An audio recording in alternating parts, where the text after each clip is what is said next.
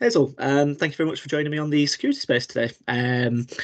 Today, what we'll be discussing is how you can actually transition into the field of cyber. Because my role as a recruiter, I speak to a lot of people every day, and it's all about how do I get into the ladder of cybersecurity, Yeah. and it is a difficult one to pose. So, obviously, hearing your story of how you've got to where you are will be a really interesting one. But obviously, Excellent. before that, are you okay just to give everyone a little bit of an introduction to Sure. yourself?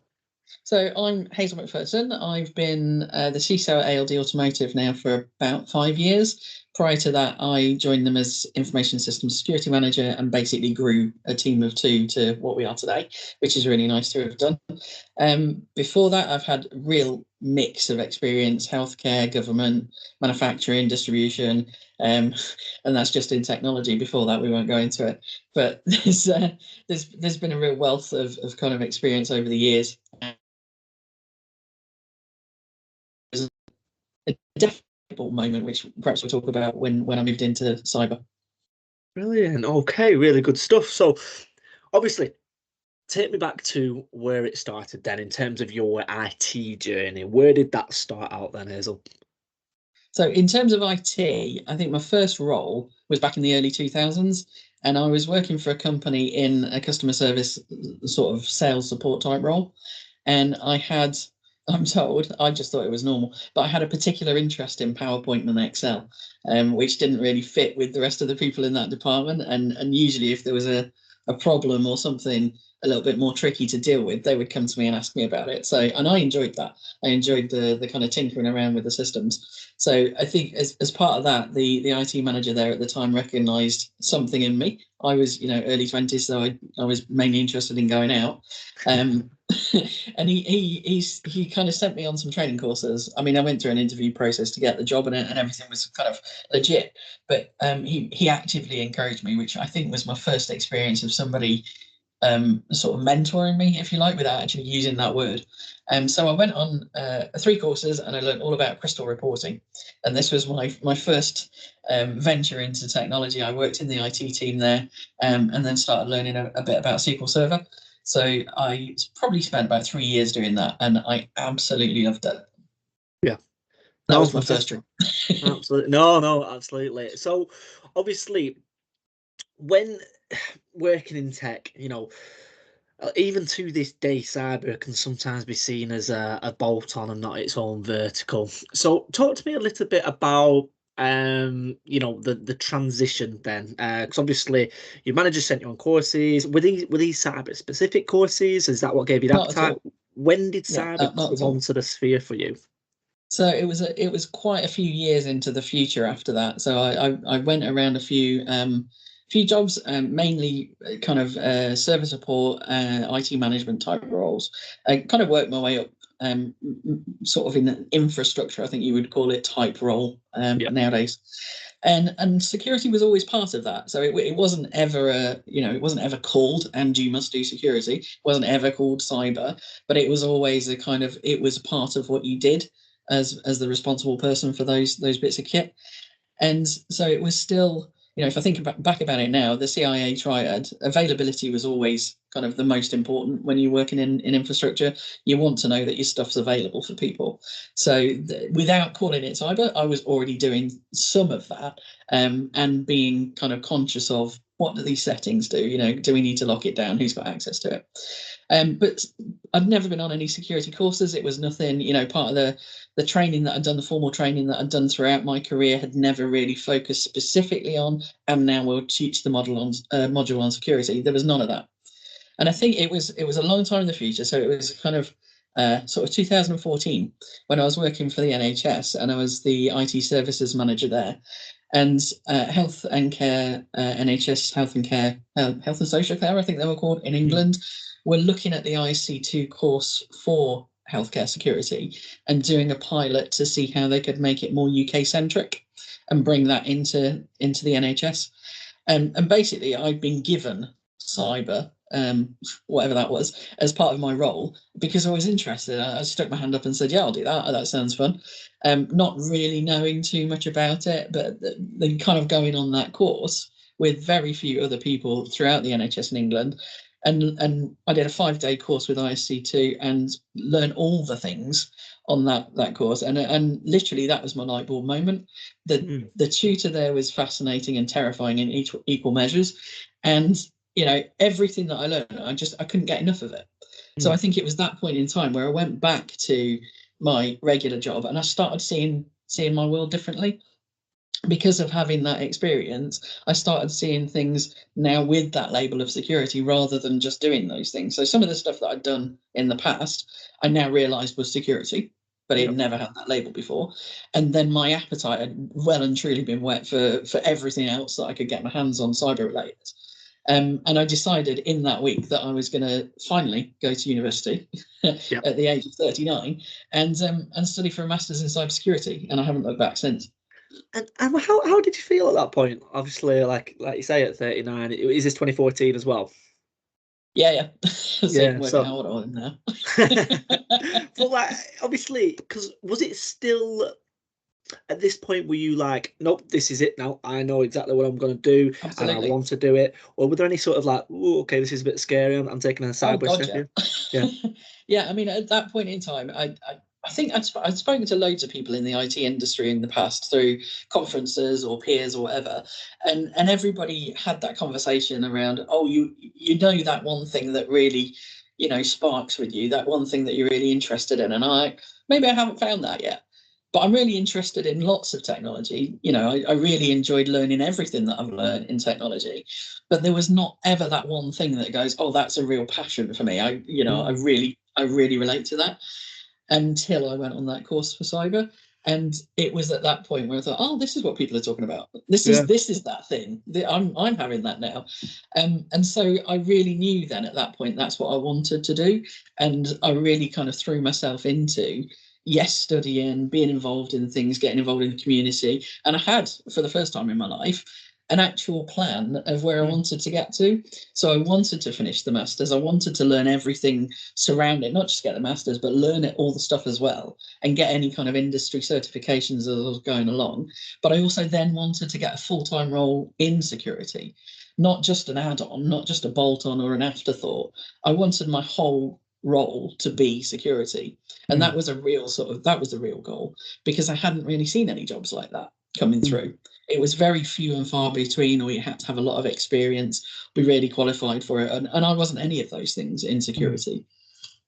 Which is, sorry to come across you, but it's just and this is recent. This is 2014 is recent. Yeah. I know. Because when you were saying it, I said like, oh, 2014, like 5-6 years ago, and I was like, oh yeah, we're in 2024, and I like it's 10 years still ago. 10 years ago. But like, it is on the spectrum though.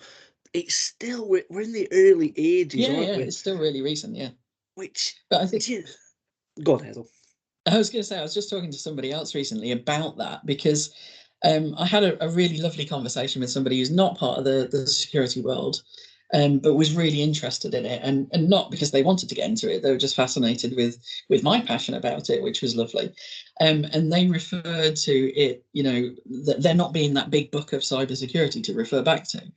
And I started thinking on that, and I thought, well, other industries do. There's finance, there's law, there's other where there's so much kind of information and knowledge that's been gathered over the years and refined.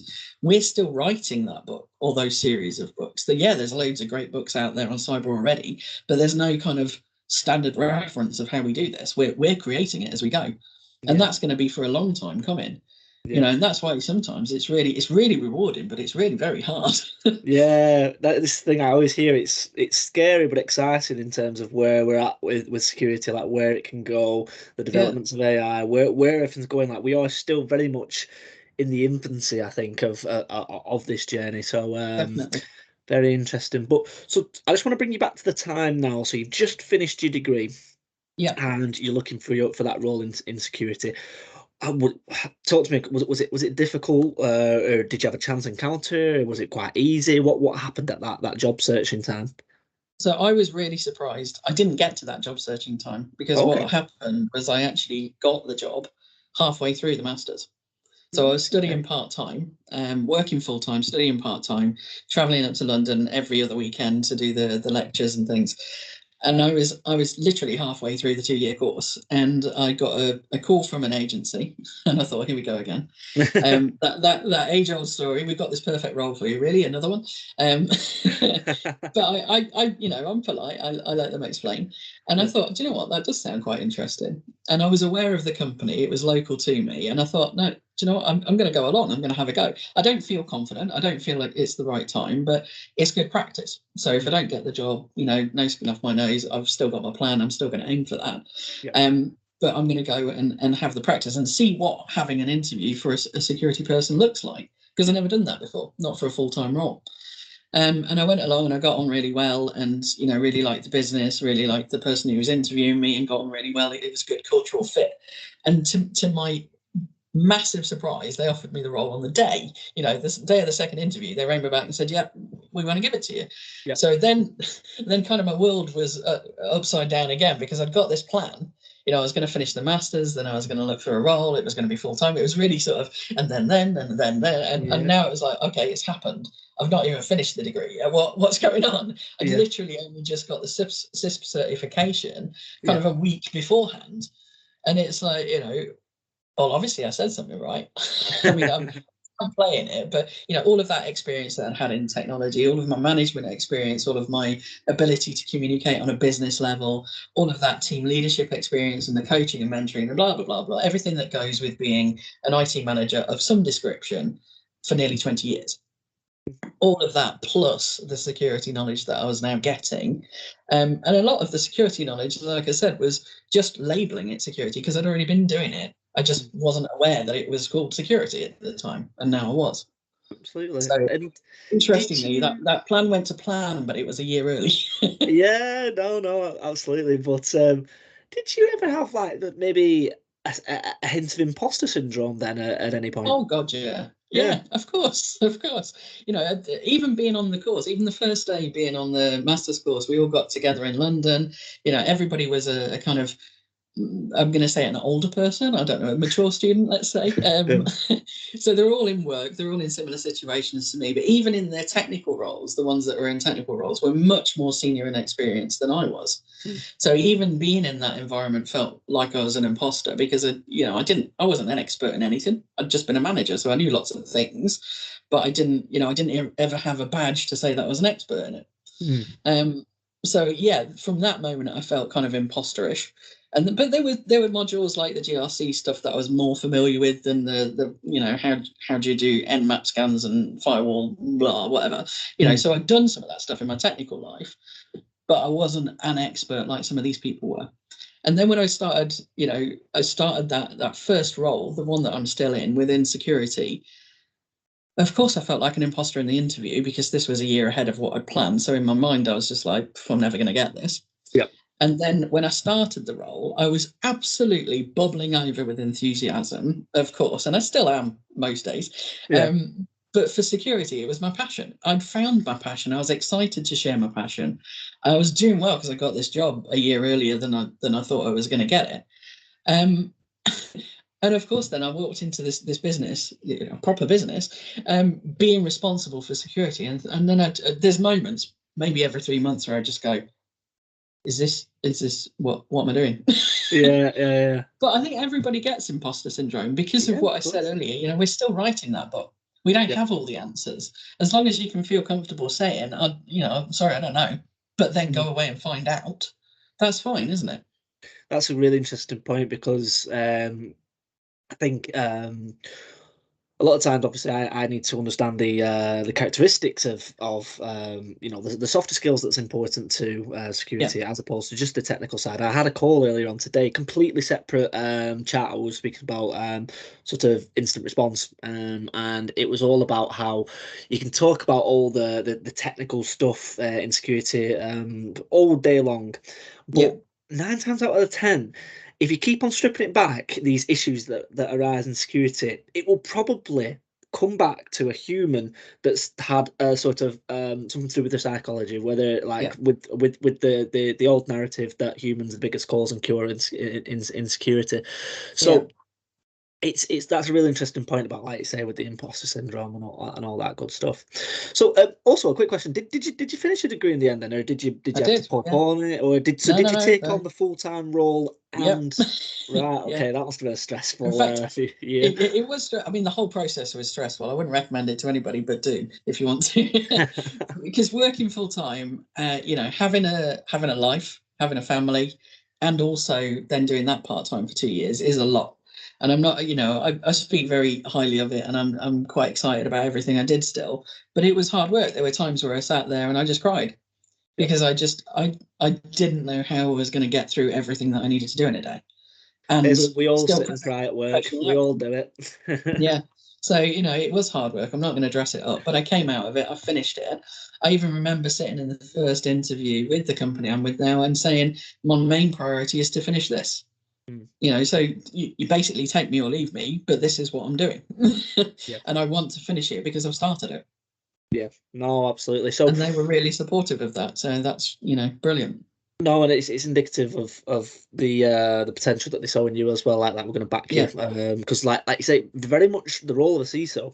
Um, this whole 90-day narrative, like Yes. 90 days, whatever, 100 days, whatever it is, it's cutthroat that, and like there is evidence to back it up that the CISO Yeah. lifespan is it's getting shorter and shorter. So Yeah. it's a bit of a poison chalice role. So have you not seen that? I assume you've not seen that in your role, and that you've been backed by the board since day dot. Am I right in thinking then? Yeah, there was, I mean, I've got a lot to be grateful for in that sense because I came into an environment where they were already having the conversation around security. They already realized that they needed somebody in that role. That was going to be a team that grew.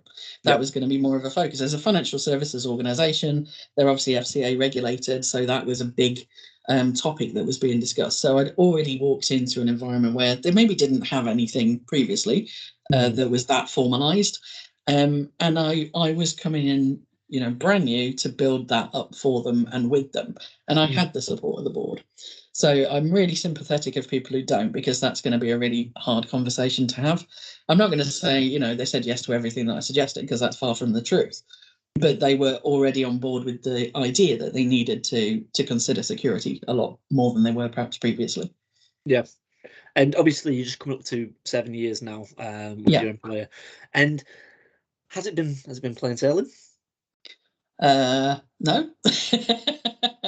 There's obviously been earlier on there was a lot more conflicts of what I thought was the right thing to do, what was the right thing for the business essentially, and I'm going to say that was a learning experience for me, because coming into it full of that enthusiasm that I was talking about, I was really upset that not everybody else was as enthusiastic as I was when I was suggesting these things. Like, why not? This is Yeah. the right thing to do. Doing the most secure thing is obviously the thing we need to do. So I was really surprised when people said no to those things. Yeah. And that was something that I needed to learn, Yeah. because obviously you're there to work on behalf of the business, to make sure the business is secure, to make sure that the customer data is protected and all of those good things. But doing the most secure thing is not always the right thing for the business. It could actually be counterproductive in terms of security if you lock it down too much, because people will find routes around. So my journey started when, almost from day one, where I discovered that, okay, people aren't as enthusiastic as as I am. And bear in mind, I'd just done a year with a room full of people every other weekend who were as enthusiastic as I am. And now I'm working full time in this. Careful what you wish for. And these people aren't. They're far from it. Some of them. But yeah, you learn. You have to learn, and that I think that would be my first key recommendation for anybody who wants to get into security, whatever level, is you've got to have an appreciation that security isn't everybody's priority, Yeah. and you have to do what's secure for the business that you're in, not just what's the most secure thing out there. It's got to be related to the business that you're in. And being able to have that level of conversation and demonstrate, in my case, to the board, that you've considered all the other options and actually your recommendation isn't always the gold standard, but Mm. you have considered them, and you've also considered not doing anything at all, which is still an option, but I don't know who chooses that one. But you've got to demonstrate that you're coming at it from a pragmatic viewpoint and that you can articulate things. And I think mostly the things that I learned from doing that master's weren't necessarily the technical skills, but it was that ability to speak critically and present things, and to a level where I hadn't done that previously. So I'm not an academic person. I'm not going to pretend to be that person, but I think it did teach me those skills to be able to present things in a much more mature way. And if you're struggling and to get your message across to any kind of board level, you've got to talk in that manner. You've got to talk their language. You've got to talk the board's language, but if you're talking to a finance person, you've got to talk their language. You're talking to a developer, you've got to talk their language. Let's not call them vulnerabilities and threats to a developer. Let's just call them issues and bugs, because they're the same thing, and that's what they understand. Again, it very much that was a very good way of emphasizing what I was saying earlier about, like, it strips it down to who you're speaking to, like what are their motivations, the psychology, and that's that emotional intelligence that we all need. Just because we're in security, we're in cyber, and it sounds like the Matrix and all that good stuff. No, people are people, and you've got to explain that. That's how businesses work, and that's why, like you very much say, it was a bit of a, maybe it was a rude awakening, that coming from the masters into the business world, not everyone understands security. There's the business that needs to run. So, like say, if you lock everything down, maybe the sales team can be like, well, I can't do any sales, get money for the business. So it's sometimes a bit of a catch-22. So really interesting, I'm sure it was. In our prep for this podcast, like I said, if people don't know, I always get sort of the speakers, such as Hazel, to write some points what they might want to come across, and you've raised one here that I'm really interested in. So you said about growing the team / backlash. So was this sort of an objection that you've had to come across, in your current management, in terms of like building out this team? What's this story behind this? So I think whilst I've obviously just explained that the board were really supportive of this and the business as a function, absolutely, I think that there are, there are certain circumstances where what we do is questioned. Like, what's the value in it? What is, because I suppose to the outside world, we're very invisible most of the time, and that's good. Because if we're visible, there's a problem. So if we're doing stuff quietly in the background, making sure we're doing all the compliance stuff, making sure we're responding to cyber incidents in a kind of controlled and prescribed manner, then there's not a lot of noise that goes on outside. So some of the backlash that I've seen has been around, why have you got a team the size that you've got? Kind of, you only do admin sort of comments. There's you don't do anything technical, and out and out sort of laughing at me when I refer to people as security professionals. So there's that sort of backlash that we've experienced. And I would just take the time in most cases to explain. I'm not going to justify, we've got a job. Somebody believed that we needed to be there based on the need for the business. So I think it's a deeper rooted issue in terms of people's understanding of what cyber is and who does that. And the challenge that I have been faced really for the last couple of years is a self-created challenge, in that I want the culture of cyber within the business to be normalized. Like, what we do is nothing sexy or unique. It's not, something like the Matrix. It's just securing stuff. If you walked out your house in the morning, there's not a special team that comes along and locks your door for you. You just do that as a matter of course because it's your house and you want to take care of it.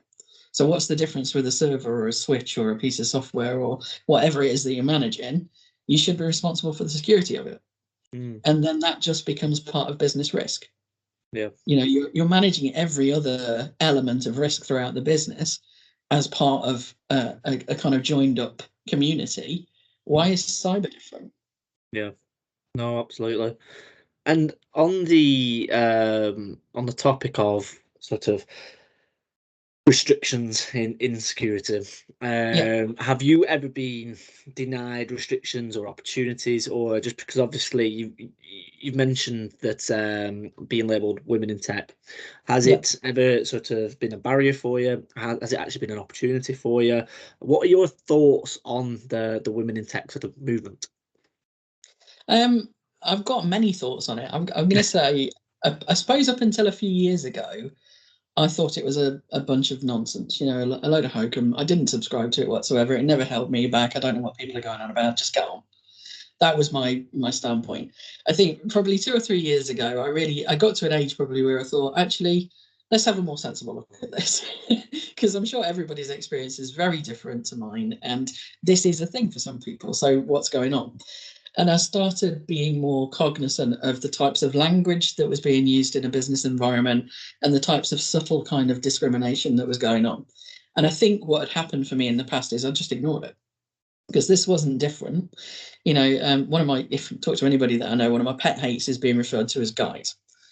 It's just as a stock, it could be one woman in a room, it could be 101 women in a room, but everybody just gets referred to as guys. And women do it as well as men. As it's not just a men. I'm not beating up men here, but it's the language that we use. That's my point. If I referred to a room as ladies or girls or gals, which is the opposite, people would be offended by that. So why aren't people offended by the use of that terminology? I've been in meetings as the only woman in a technical call, and everybody started the call by going, right, chaps. And it's just little things like that just I wasn't aware of or didn't rise to before, which actually now I'm looking at and going, no, that's not okay. Because when you look at, there are statistics, I've not got them, but there are statistics to say how many women there are in cyber roles, but also more importantly and more worryingly, how many people are leaving those roles, because that number is increasing.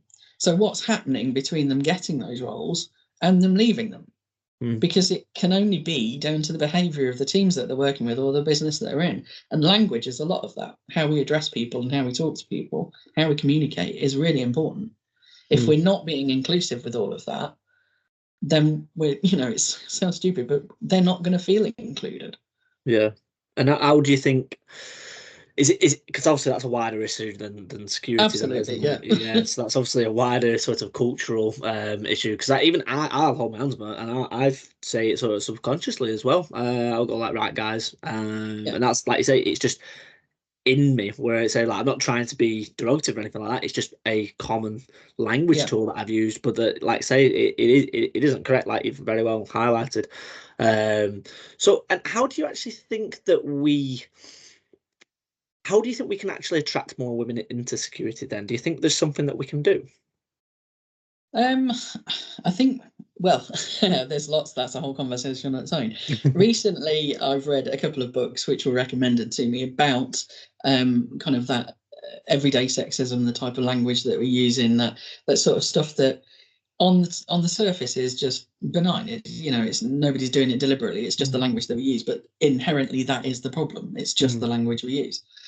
And the books that I was reading were referring to how even from a very young age, girls are to be seen and not heard, but boys are actively encouraged to speak up and take risks and be more forthright and assertive. But if you refer to a girl as being assertive, it's all stop being bossy, which is a negative connotation to it. So I think we need to go back really right to childhood and start looking at the way that we deal with people in schools and parent, and again, I'm not an expert on any of this, but it's not just a case of, okay, we need to get more women in tech. It's the society that we live in. We need to be consciously looking at how we encourage girls from a very young age to be the same as boys, to do the same things, to take the same risks. One of the really interesting parts of the book for me was, like you spoke about imposter syndrome. If I'm doing a presentation, I have to feel really prepared for it to feel comfortable delivering it. And I'm not saying this is true for everybody, but the research in the book suggested that men that were interviewed that go into presentations unprepared feel like it's a bit of a thrill, a bit of a risk. It's a risk, but can I get away with it? It's that kind of calculated risk. Fake it till you make it kind of, and they don't let it hold them back. But the similar scenario was explained to the women who were interviewed, and they were absolutely like, oh God, I wouldn't go into that situation. I'd feel like a fool. I'd feel like people were, questioning my authority, my technical skills, my whatever. I just wouldn't even entertain it until I was fully prepared. So I think that's half of the problem, because there's this big shift with recruitment, and I'm sure you're more familiar with it. Women wouldn't apply for jobs unless they ticked all of the criteria, whereas men would. They'd give it a go. Yeah. And I think, in the past, I've seen that I've just gone, oh, I'll have a go. What's the worst that could happen? Like the job that I got, the one that I'm in right now. And I've done that before in the past. So I suppose stereotypically, I haven't subscribed to that. And that's what's helped me get along. So do more of that, take more risks.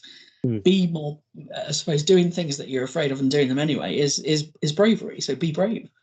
And sometimes it pays off, but yeah, I think we need to encourage our kids to the little girls of the world to just, and I think they are, we're doing it more now, but just, if you want to be a firefighter or an astronaut, get on and do it. Who's to say you can't? Just stop telling them, you might hurt yourself. Stop telling them. So might the boys. Yeah. No, and I think that's a really nice point to obviously end on as well. Hazel, thank you very much for jumping onto the security space. If anybody's got any questions for Hazel, anything that sort of been arisen from today's podcast, I'll be sure to put all the details in down below so that you can contact either myself or Hazel. But yeah, once again, Hazel, thanks a lot. Lovely. Thank you. Cheers, Nick.